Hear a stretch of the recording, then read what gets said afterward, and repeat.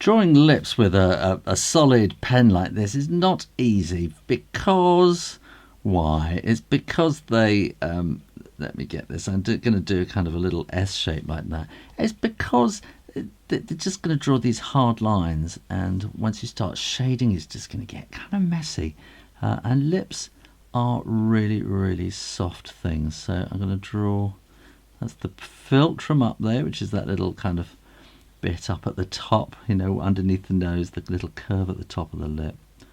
And then we want to have the bottom lip there. Now to shade this, I'm going to do this really, really simply. I'm just going to shade that up there like that, and then maybe a little bit there. What I could do also is put a little bit of lip gloss in there like that. And then this one, the bottom lip, is going to shade very, very, very gently like that. And that is all I'm going to do to it, because if I add any more or cross-hatching, it's just going to start to look messy. Try something like an open mouth, like that. And I'm going to kind of draw the lips there. And I'm going to draw, these are kind of the canines there on the teeth, and I think that's going to be the tongue. Now again, I'm going to do what I did before, and I'm going to put this shading just going up there like that, and then just disappearing that point, and here too, and slightly giving it a little bit of a curve as it goes around. The tongue, I feel, needs to kind of disappear inside, so I'm giving that some shading like that. And also I feel the teeth, there's going to be a bit of shadow dropping down underneath the lip, but that looks wrong, so I'm going to give a bit of cross-hatching, and you can see once you start cross-hatching, adding bits in, it all starts getting complicated, and you lose this essential softness that you get with the mouth and lips. Now, if you're an aficionado of sort of DC and Marvel comics, all those superheroes, they're all generally, certainly in the old days, were drawn with a brush pen. This is a Pentel brush pen. I particularly like this one, and it gives you a very, very fine point. I'm going to do something very similar here. And I'm going to sort of start with that S shape. Except I've done it the other way there, haven't I? I've done it the other way, so I'm going to carry on like that. So you've got this kind of seagull shape, I suppose. And then I'm going to bring this around, and I'm hardly touching the paper, so that I get a really thin line. And now I'm going to want a nice full bottom lip, and I don't use this brush very often, so I'm not sort of that au fait with its little ways, and here I'm going to use much more kind of brush strokey shapes, and give it a bit of curve as well. Now, if this was Wonder Woman, of course, then she would have luscious red lips, and she would probably be fully painted in, but I'm adding a little bit of shininess too. And so we're letting the black give the... So we're letting the black give the tonal shading qualities, and then the red is sort of delineating the area of the lips. And similarly, if we wanted an open mouth,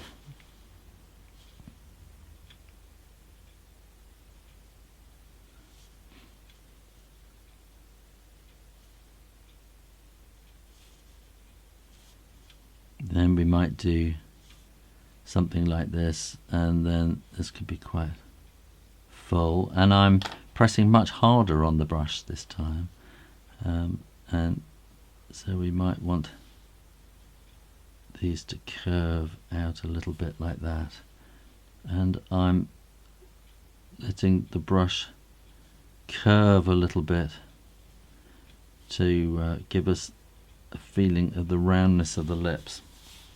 We might also put a little bit of darkness in there just to give a feeling of the teeth inside. And again, if it was Wonder Woman, then she might have, she would have her lips painted, and she might have a little bit of white left in there as sort of the gloss, the shine on the lipstick. It depends whether you want to have shiny lipstick or not. Now what about men? Someone like Superman. And you may remember in our previous video where it was very sort of straight lines and a little bit of shadow underneath. Well, the DC Marvel way is pretty much the same, really.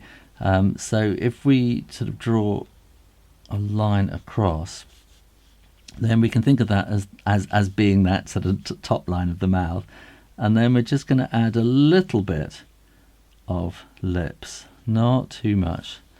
We might have little bits on the outside there, and we'll join that around there. He's going to have big smiling teeth, and then kind of quite square lips, and that where we here have got that little line underneath the mouth, this is the shadow under the bottom of the lip, so don't draw the lip itself. Another way we might do that is if we draw a curve and a curve, and then we want to sort of thicken those up, so we've got kind of brackets, and again put these little manly corners of the mouth, and here we might have more of a kind of W shape, which is giving us a more fuller lip. We could have an even more fuller lip by having the line going that way, and then we do our kind of brackets on the top there, and then this sort of square underneath to give us a very full lip. And again we can put little bits there, and a more smiley kind of mouth would be that kind of gull wing effect there, down and across and up, and then again we'll have his teeth showing there, and again that very square shadow under the bottom lip. But Superman's not going to have red lipstick. We're not going to put this shadow in because it's going to make him not look quite such a superhero. So let's again have a look at how these lines are constructed. For this simple mouth, I want to go up and down, so there's a little curve there, and then we go up and down. Then you're going to want to have a philtrum above there, and then an S coming there and an S coming there, and then the bottom lip will be coming down below. There are no rules about how thick the top lip should be and how thick the bottom lip should be. You can have a thin top lip and a full bottom lip, and the other way around.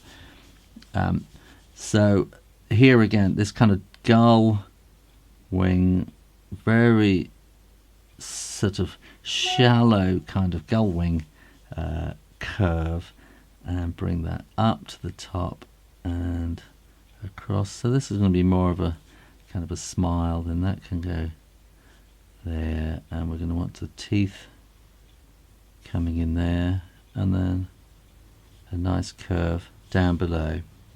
And the open mouth, make it a kind of an oval, and you're going to want the teeth going across there. The philtrum again up about there, and then that's going to curve around to there, and we're going to want the bottom lip like that. And you might see the bottom teeth, and you might see the tongue in there as well. Someone's sending me a lot of emails. This kind of gull wing shape again we can do for the man, and this is going to be very, very simple. Someone's sending me a lot of emails, I'm sorry about this. And then kind of more of a square bottom lip again for this open smiling mouth. Then we can bring that around there, and we can bring the top lip there, so it's not so full as a woman's lip. And then I think